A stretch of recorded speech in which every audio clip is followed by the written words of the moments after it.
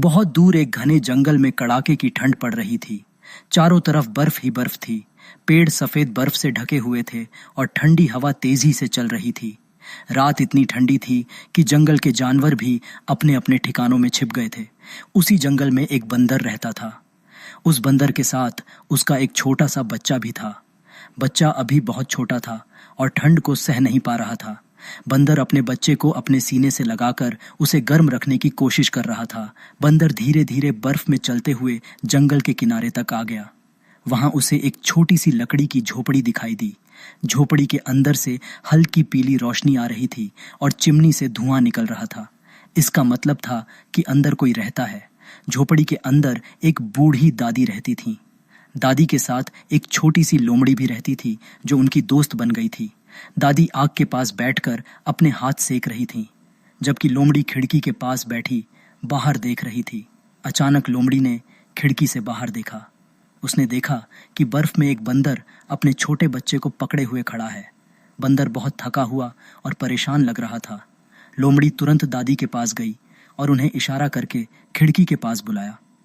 दादी ने जब बाहर देखा तो उनका दिल पिघल गया। उन्होंने देखा कि बंदर अपने बच्चे को ठंड से बचाने की पूरी कोशिश कर रहा है। दादी धीरे धीरे उठी और झोपड़ी का दरवाजा खोला। दरवाजा खुलते ही झोपड़ी की गर्म रोशनी बाहर फैल गई। बंदर वहीं खड़ा रहा। वह डर रहा था और अंदर आने की हिम्मत नहीं कर रहा था।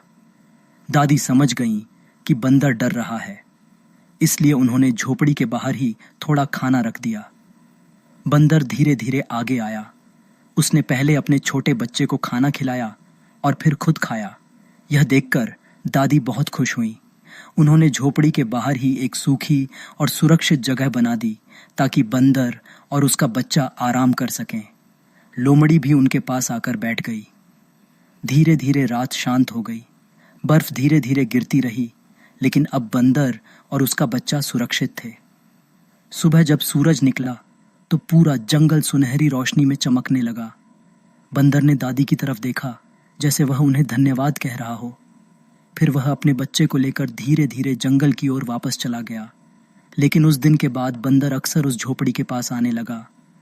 अब दादी, लोमड़ी और बंदर के बीच इडेंटिप के तौहा का